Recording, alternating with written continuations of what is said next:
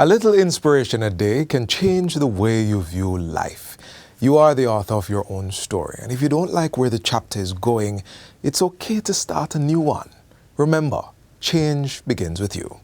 And on that note, we're happy to have you with us for another engaging edition of Jamaica Magazine. I'm your host, Theodore Henry. We have lots in store that you won't want to miss. Please stay tuned.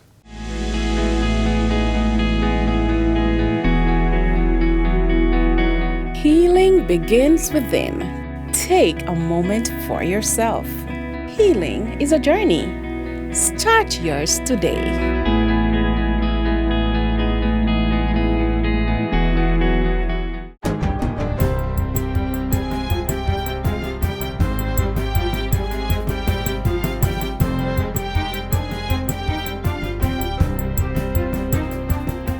Good day, I'm Lisa Rowe and this is your JIS News for Wednesday, November 27, 2024.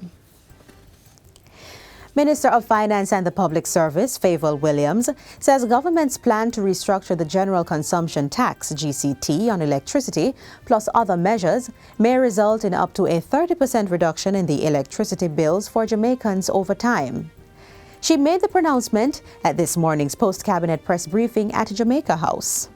And when I asked the electric company that if we were able to wave a magic wand and have this all happen tomorrow, what would our electricity bills look like? Anywhere from 25 to 30% was what they were saying over time. So that is a big savings that we should work towards. On the weekend, Prime Minister Dr. Andrew Holness announced the administration's intention to reduce the GCT on electricity from 15% to 7% after the next budget in March 2025. At the same time, JPS is to remove the non-tax threshold and replace it with an incentivized compatible rebate of GCT for persons who use 200 kilowatts of electricity or less per month. This will allow for the national rollout of prepaid electricity purchase, giving Jamaicans more control over how much electricity they use and when. Jamaicans with prepaid service can buy however much electricity they need and as often as they need to, so they can better match their income pattern with their affordability. And the prepaid service will be available to anyone. Uptown, downtown, country people, town people. So there are immeasurable benefits to the restructuring of GCT on electricity because of the different types of innovative services that it will allow our power provider to offer to Jamaicans. Pointing out that about 30% of Jamaicans are not paying for their electricity, putting undue stress on the national grid and increasing the instances of fire. The finance minister says much value will also be found in the plan to help more persons establish legal connections. These include scaling up the government's community electrification house wiring program. Other interventions to help reduce electricity costs include adding more renewables to the grid, for which the Energy Minister, Darrell Vaz, is expected to give details later. By this Friday, November 29, 290,912 taxpayers would have received their individual $20,000 payout under the government's reverse income tax credit initiative. Finance Minister Favour Williams gave that update during today's post-cabinet press briefing. Making the reverse income tax credit a first in the history of Jamaica and a big deal, $5.8 billion would have been given back to persons. The reverse income tax credit is accessible to self-employed and pay-as-you-earn employees who earned $3 million or less in 2023. Individuals must have completed their tax filings and payments for the 2023 calendar year or NIS stamp card for 2022 by August 31 of this year. Persons have until Monday, December 2 to apply. Prime Minister Dr. Andrew Holness has announced a $30 million reward fund for anyone who provides information leading to the arrest of those responsible for Monday night's mass killing in the Waltham Park area of St. Andrew. The Prime Minister made the announcement during a tour of the area on Tuesday. The tragic incident, which occurred on 85 Lane off Waltham Park Road, left 5 men dead in what is believed to be a targeted gang-related shooting. Any resident, any citizen, anyone who has any information that is valuable to us in leading to the arrest or giving us information that would lead to the degrading of the gangs, that information would be obviously treated with care to protect your identity and your security, but you can also benefit from a reward from this fund. We will not relent in degrading, eradicating, and eliminating gangs and gang members. National Security Minister Dr. Horace Chang, who was also a part of the tour, says the perpetrators will be brought to justice. He also announced that efforts would be made at the legislative level to address mass killings. And we're looking at the entire criminal justice system to see how we can strengthen it to deal with these kind of characters. Not only giving them more support, but to ensure that the criminal justice system has the legislative framework to deal with this kind of criminal terrorists that is emerging. Minister of Culture, Gender, Entertainment and Sport, Olivia Grange, is calling for all hands on deck now to end the violence against women specifically and generally in the society. She made the plea in a statement to Parliament yesterday on the International Day for the Elimination of Violence Against Women. The Gender Affairs Minister lamented that the observation was being marked against the backdrop of a disturbing video and news of assault involving a young girl and several young men. This is a prime example of the kind of behavior and incident that the International Day for the Elimination of Violence Against Women is intended to end. It's intended to end these activities and actions by drawing attention to the fact that violence is still a horrific reality for too many women and girls, and by enlisting more of us in the fight to end the violence. The minister outlined several government measures targeted at reducing the violence against women and protecting victims. These include opening 2 government shelters for victims of domestic abuse, with a 3rd in development, and establishing domestic violence intervention centers now at 10 police stations. In addition, provisions under the Domestic Violence Act have been strengthened, and the Sexual Harassment Protection and Prevention Act has been operationalized. But Minister Grange stresses that these will not be enough to resolve the issue if Jamaicans don't begin to review how we view violence.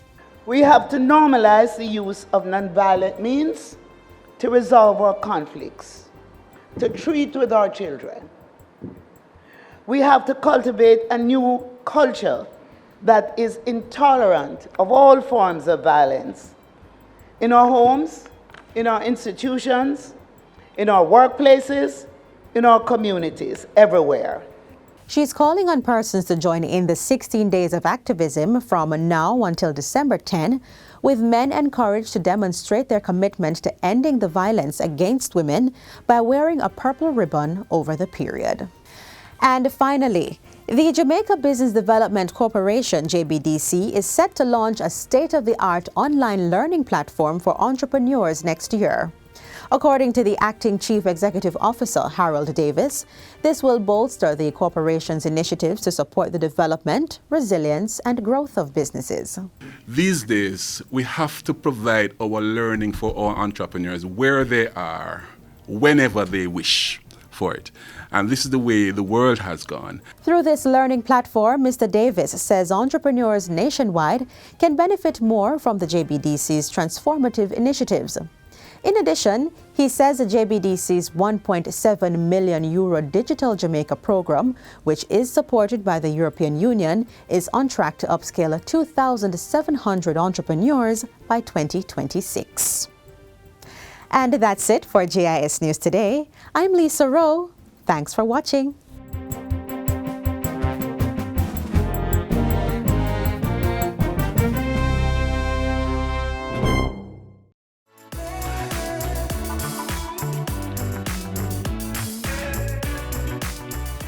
Sometimes people make decisions that drastically change the course of their life, but there is always a chance to bounce back. The Department of Correctional Services is on a mission to help those persons rehabilitate and become better citizens in society. Let's hear how they are going about that.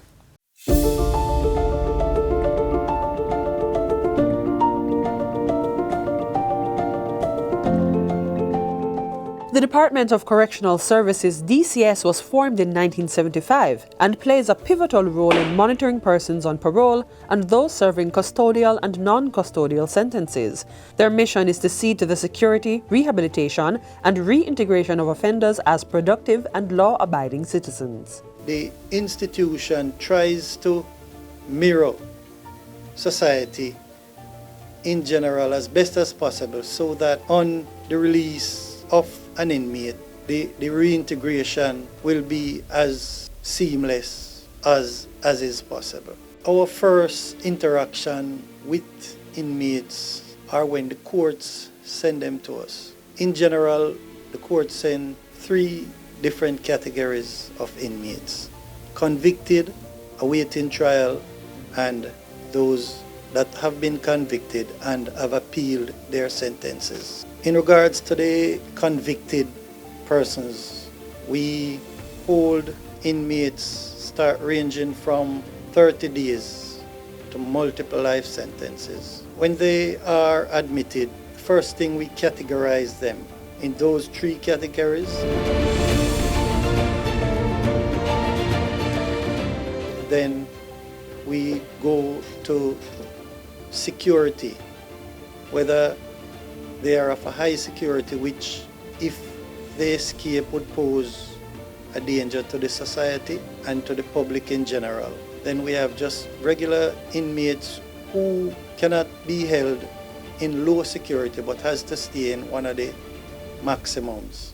We also have inmates who can be classified and sent to the medium securities, which are the farm institutions, Tamarind Farm and Richmond Farm. They concentrate on farming, but they still do other rehab activities. Meanwhile, female inmates are held at the South Camp Adult Correctional Facility, where they serve the same range of sentences in the 3 categories. Females who will soon give birth are also held at that facility and have a nursery available to them. After 6 months, a report is done and a family member or a friend who could be a guardian of that child, and if the report come back as those people being suitable guardians, the child is handed over to them. If there is no suitable guardian, the child will be placed in a children's home, and at the release of the mother, they can be reunited. If the mother is to be released in a short period, say up to when the child is 1 year old, the child will be allowed to stay with the mother. Rehabilitation in our care is under the arms of many branches, which would comprise the probation arm, the chaplaincy, the rehab industry, and the rehab branch. Within the rehabilitation branch, we have teachers at all levels. It's mandatory for the children to go to school and to be in vocational areas, as well as to be exposed to sports and chaplaincy. We also engage them in sessions with our case managers. In addition, there are trained custodial officers who help with not only security, but also operate as social workers. This is the initial part in terms of doing rehabilitation, where we have to assess where our inmates are, not just on the custodial side to see how severe of a crime or if they are high risk, but we also look at where they are in their biopsychosocial, so we can know whether or not they are high, low, or medium risk. The Department of Correctional Services also provides a myriad of academic opportunities for inmates at the CSEC and CAPE levels. So we offer more than 13 areas when it comes on to CSEC, and when it comes on to the CAPE exam, we offer 2. Some of the offerings that we have at the CSEC level, we have principles of accounts, we have principles of business, maths, English, social studies, history, to name a few. At the Cape, we only offer now mathematics and economics. The department also offers vocational courses that extend beyond the theoretical aspects. We have vocational areas such as barbering, and this is at both the adult and the juvenile level. We also have welding. We have projects where we do masonry, plumbing, painting, and of course, most of our maintenance are done not just by officers within the institution, but inmates as well.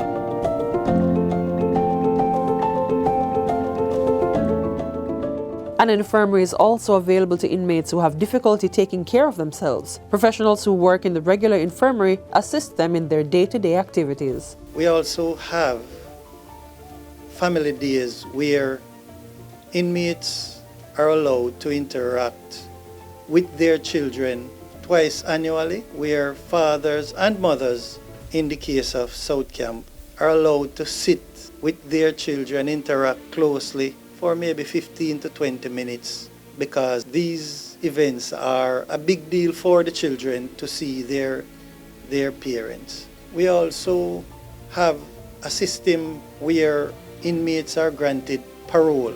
There are a number of reports that goes into the parole. We have the report from the institution, which is done by the superintendent. There is the police report, and there is the community report. All of those are viewed by the parole board, and then a decision is made whether or not that person will be granted parole. Oftentimes, person would hear the sad story, but it's time for us to look at the success, look at the positive, to see that our inmates and our wards in our care, they are doing exceptionally well.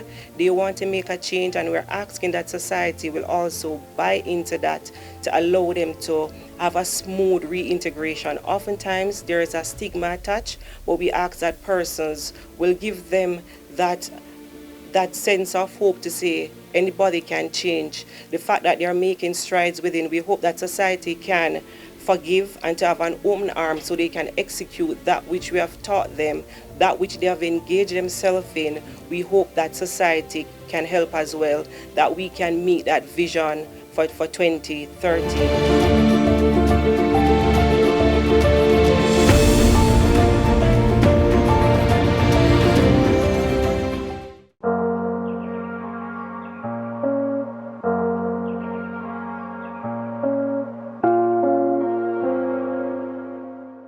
One of the things we need to remember is that there are many persons out there in our family, community, wider society who may be having challenges, and that these persons sometimes need to be heard, sometimes need to be helped, sometimes need to be hugged, right? And the best we can do to promote mental wellness in our community is just to be there for people, to be able to hear them, to be able to hug them, to be able to help them, you know? And let's all be our brother's keeper and make this place a better place and a place that is conducive to good mental health and mental wellness.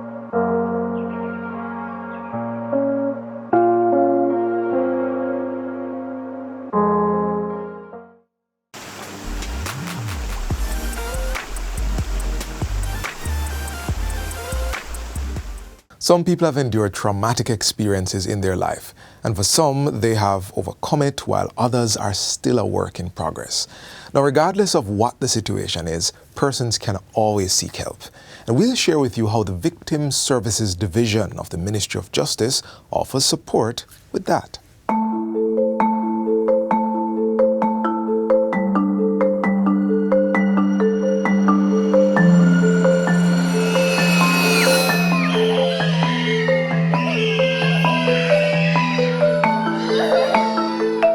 The Victim Services Division provides support for all victims of crime. It does not matter the type of crime that has been committed against you, our doors are open to you. Some of those victims are persons who've suffered sexual abuse, family members of people murdered, individuals who've experienced robbery and intimate partner violence, otherwise known as domestic abuse. They all can be grouped into one of three categories: primary, secondary, or tertiary victim. Who is a primary victim? The person to whom the crime has been directly committed. Now, in the case where the primary victim is deceased, we will provide the service to their next of kin and their immediate family members, who in this case will be the secondary victims. Secondary victims may not have had the act perpetrated on them, but they do experience some amount of trauma due to what their loved ones may have endured. Then there are the tertiary victims. Victim service workers are categorized as tertiary victims. And so we think about persons like the police officers who have to interface with these situations on a day-to-day basis. There is secondary traumatization that they experience. And so it is critically important that persons not only recognize that these events can have an impact on them, be they primary, secondary, or tertiary victim, but also that they need to get assistance to be able to deal with the effects of the trauma that they have experienced. Tertiary victims also suffer what's called vicarious trauma. This results in some form of distress caused from the horrific experiences of others. For example, a mother who has a 9-year-old child and hears of the incident where a 9-year-old was brutally murdered. That person will feel some amount of trauma, some amount of fear even because of what has happened to that child when they think of the fact that they too have a 9-year-old child. A department in the Ministry of Justice, the Victim Services Division, is determined to help.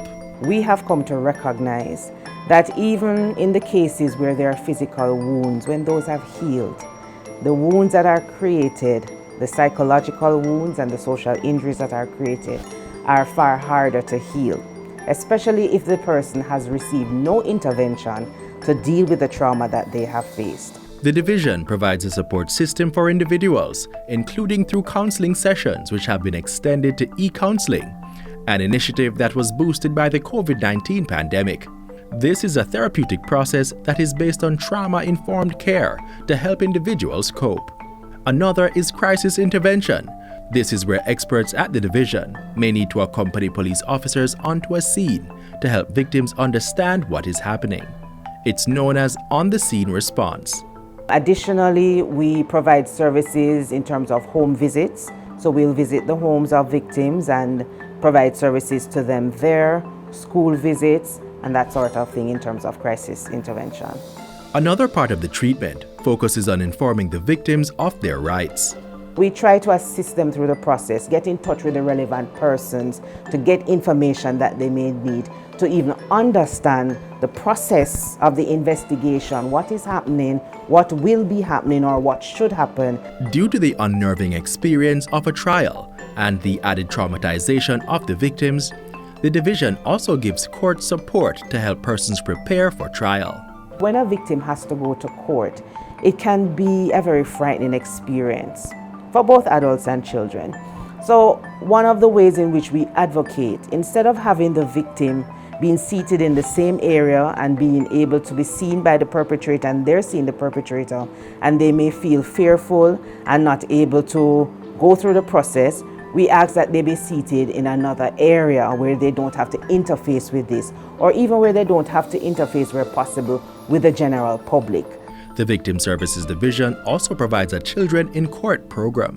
In terms of dealing with the children, some of the tools that we use, we may utilize a model courtroom that really depicts the courtroom setting and give them an idea as to where individuals may be seated, who they will interact with, who they can expect to interact with them, that sort of thing. In some instances, we're even able to bring the victim to the courthouse prior to the date so that they can basically see the lay of the land and get a better appreciation and understanding. So when they turn up on that day, it's not all brand new to them. And preparation for us, let me be clear, is really orientating them to the process. We do not interfere with statements. We do not interfere with whatever it is they will be going there to say. We are all about the court process, the layout of the court, and basically educating them as to what they can expect. You do not have to suffer in silence. You do not have to be afraid. We operate on a principle of neutrality. It does not matter who you are.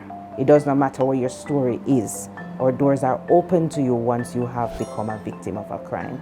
For more information, contact the Victim Services Division in your parish and get help today.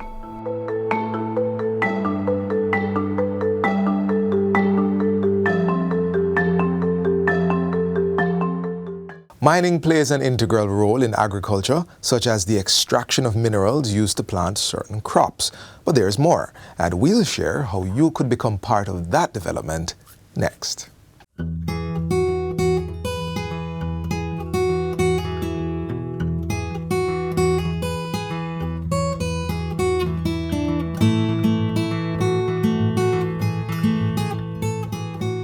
The mining community is here to support agriculture, and as much as is possible, we do want all who are interested in getting reclaimed lands, accessing repurposed bauxite assets, including lease spaces in our warehouses, to just reach out to us. The Jamaica Bauxite Mining Limited, JBM, is more than just a legacy operation. Established in 1975, JBM has been a cornerstone of Jamaican industry and commerce, and it still plays a pivotal role in the symbiotic relationship between mining and agriculture.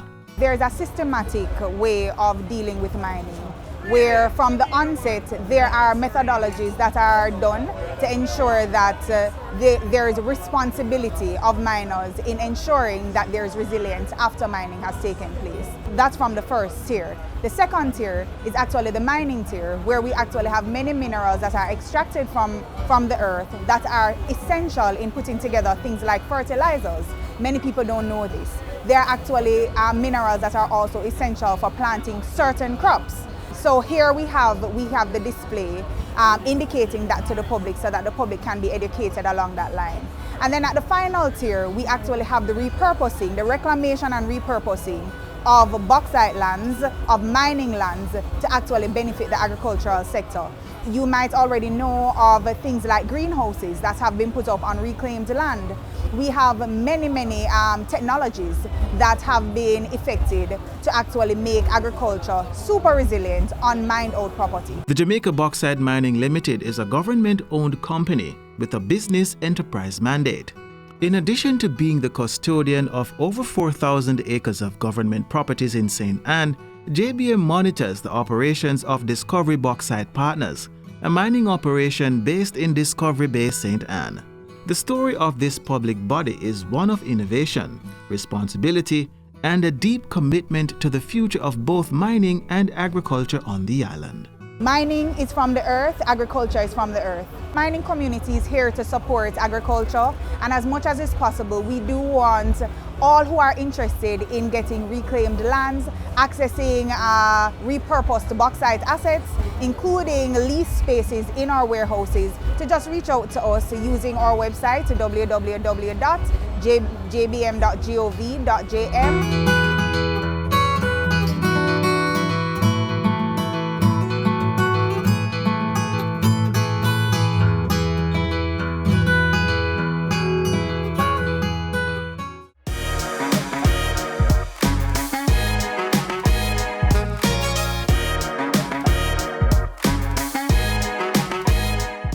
This is where we leave you for today's edition of Jamaica Magazine, but be sure to join us tomorrow on this same station for another program geared to keep you informed. Until then, visit our website, jis.gov.jm, for this and all other happenings. On behalf of the entire production team, I'm Theodore Henry, reminding you that change is inevitable, but transformation is a choice.